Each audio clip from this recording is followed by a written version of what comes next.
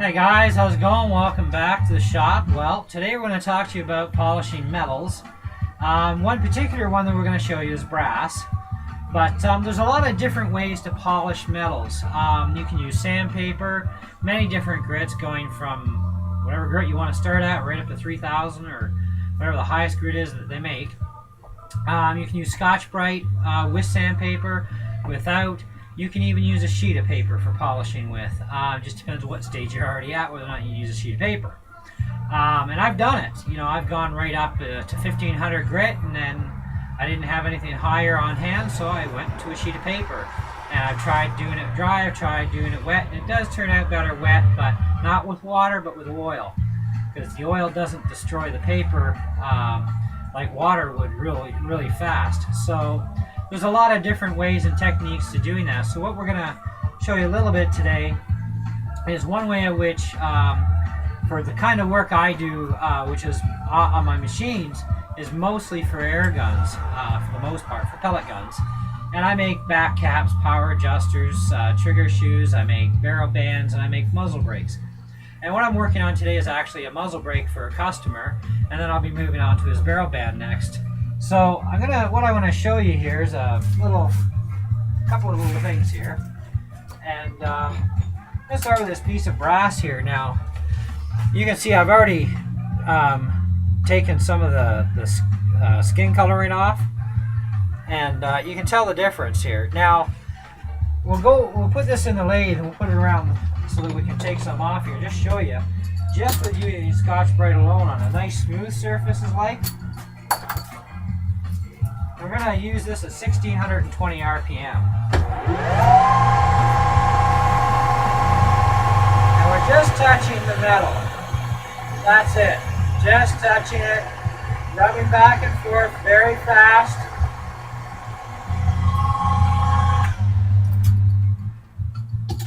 And that's it.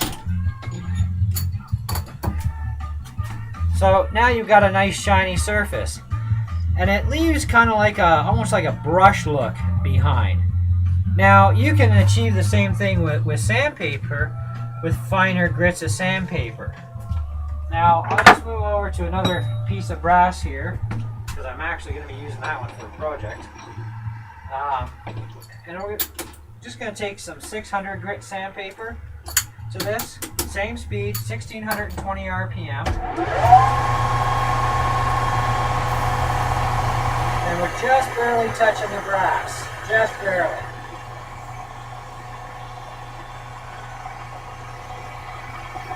And you move it back and forth, and you can see how well it's cleaning every part of the area up.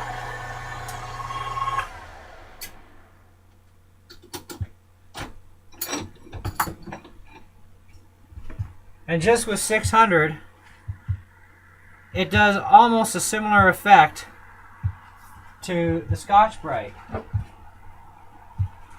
It's very, very similar. The Scotch-Brite is actually a little bit brighter finish, you know, where this is just a little bit duller. Scotch-Brite has a little bit less lines in there, or brushing, where the sandpaper has a little bit more. You know, so there's different ways to do this. Now, when you're taking a piece of metal that's just been turned down, and you're going to prep it, this is a piece of bronze, and what I do is I take the 150, then I take the 600, and then from there I'll take it to the polisher right away. And then I'll spend whatever time I need to in the polisher to get the desired finish that I want.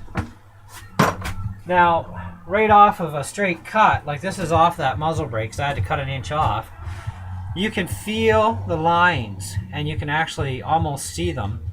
But you can feel the texture is not baby smooth, you know, like baby face smooth type of thing, really silky smooth. And it's definitely not glossy.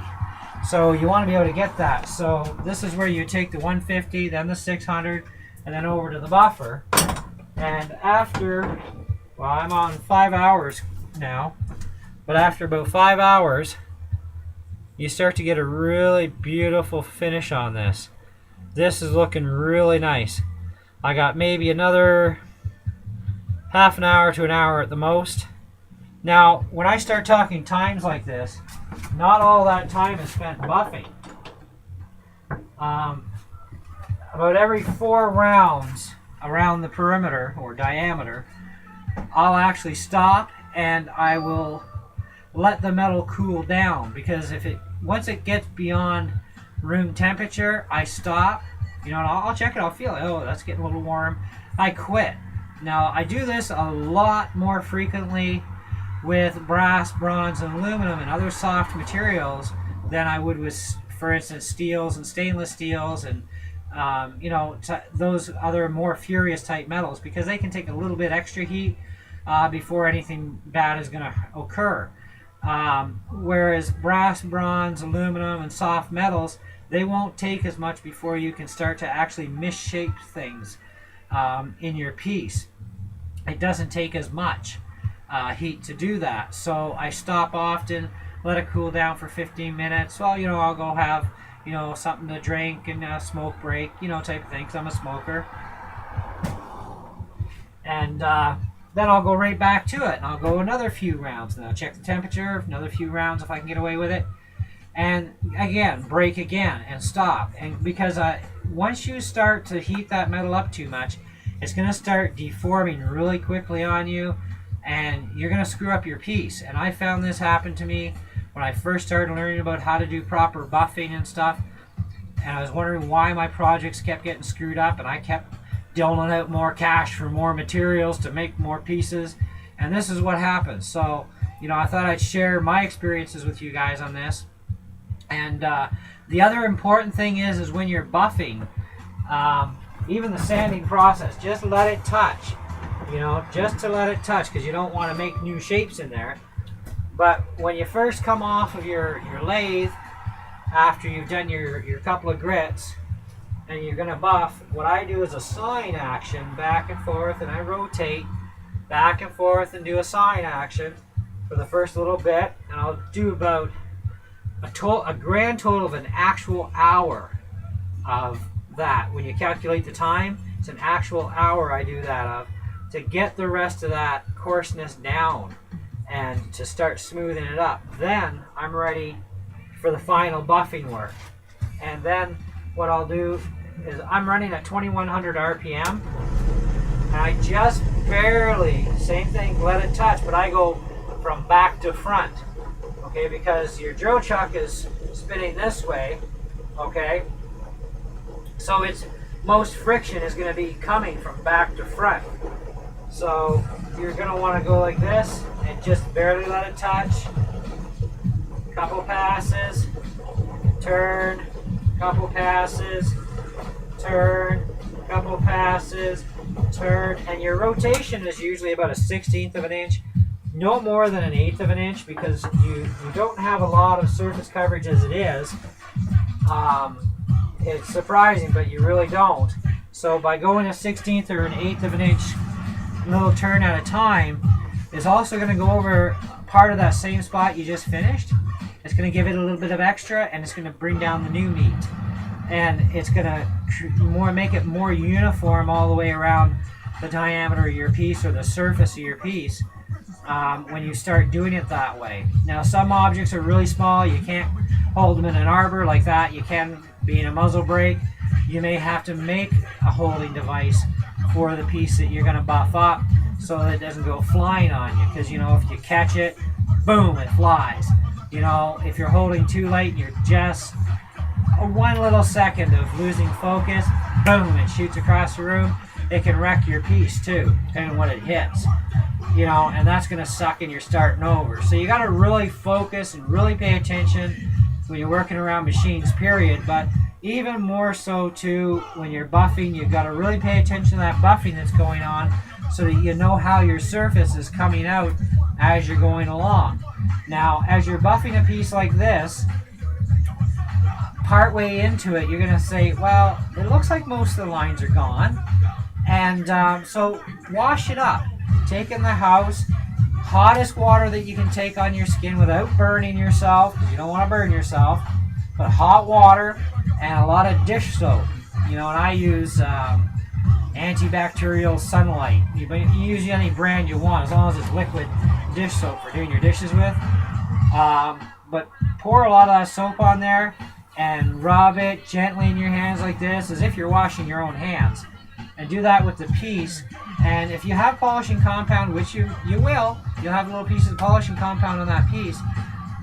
You can rub that with your finger and soap. Create a barrier between the two, so that as you rub into it, you're not scratching it. And clean that piece up really nice, and then use a microfiber towel to carefully dry it. And just see where you're at. And then if you need to go back to the buffer, go back to the buffer, and just keep going that way until you're all done. And that's a really good way to get it better and better and better. And then when you feel that, hey, this is like just beautiful, just perfect, that's what I want, then you can stop and you're finished. And so let me turn this radio down a bit here. Well, CD player. But so that's how you go about with the buffing process. Now, even if you're not a machinist and you want to buff some stuff up, that you might have around the house, some nice brass stuff or whatever. Maybe you want to clean up your tools. Some guys do, a lot of guys don't. Like for instance, you can take. I got this old socket here, right? And it's pretty scabby looking, and I've been meaning to get to these, but I haven't had any time. But you just take it, and you can even walk it right into the buffer first.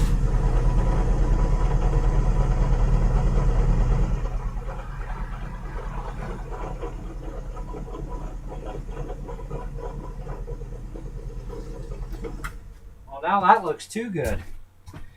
So now we got a nice brand new looking spot. I can restore these tools to brand spanking new look just by cleaning the crud off them. And I'm going to get more years of service out of them and so on. Cleaning the inside's a little more trickier, but you can do that with Dremel kits. And, it's tedious, but, you can do it. Now, that particular socket's actually part of an old set. The set's older than I am. So when I get the time, I'd actually like to, get them looking really sweet again. Nice and glittery, because I like the glitter. And I like to take care of my tools. So, that's another thing you can do. And, hey, a drill press and a buffer. The drill press is like $90. We're talking Canadian prices here, okay? So this is a Jobmate 8-inch drill press.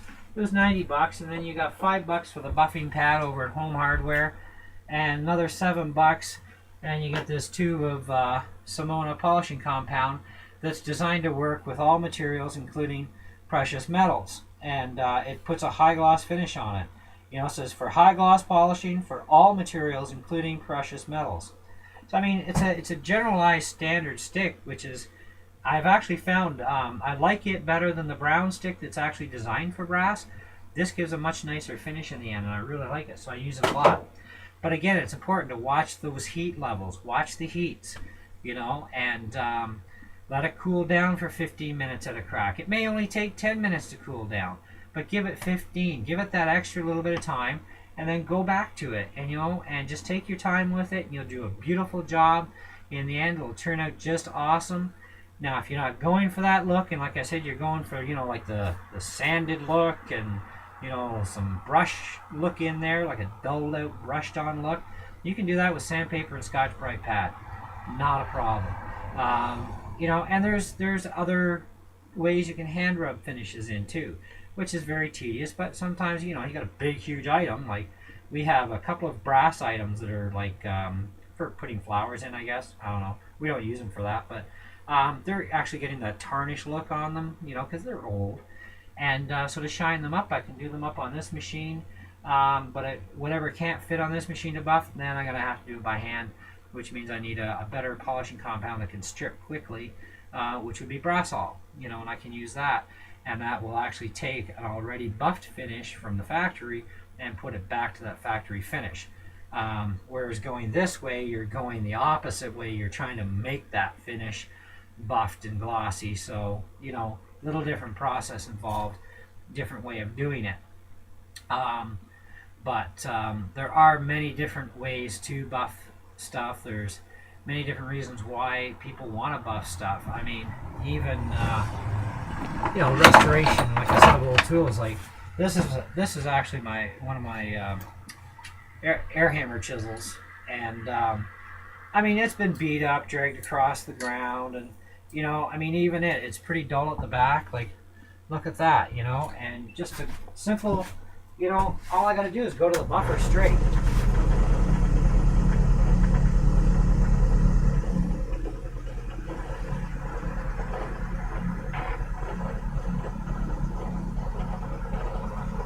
Now, you know, I just spent a couple of seconds on that, and now you can pretty much see yourself in it. I mean, that's aluminum, but you know, the tool's made out of aluminum, but that's beautiful. I mean, wow, that's looking really new. Jeez, I guess I got a project to do after I'm done this one. So anyways, so there you go. So that's another, you know, quick and easy. You know, no sanding involved, no harsh chemicals involved in that. Just put it right onto the buffer wheel and away you go. And I mean, there's still compound left on that wheel, so you know, I didn't mind, you know, just going over and doing that and real quick. And you know, so what I do is I disassemble the tool, take it all apart and clean it all up, and away I go. And you know, so that's another way, you know, fast way to do it. And so it doesn't mean you have to be a machinist or have machinist tools to do buffing. There's other ways around it. There's other ways to do things, you know, and to get the job done. And so anyways, hope you enjoyed the video, and if you got a video response you want to put up of things that you do even not being a machinist and for doing polishings, please feel free to post your video, let us know, and leave your comments too if you so choose, and we'll see you in the next video for sure. All right, happy YouTubing.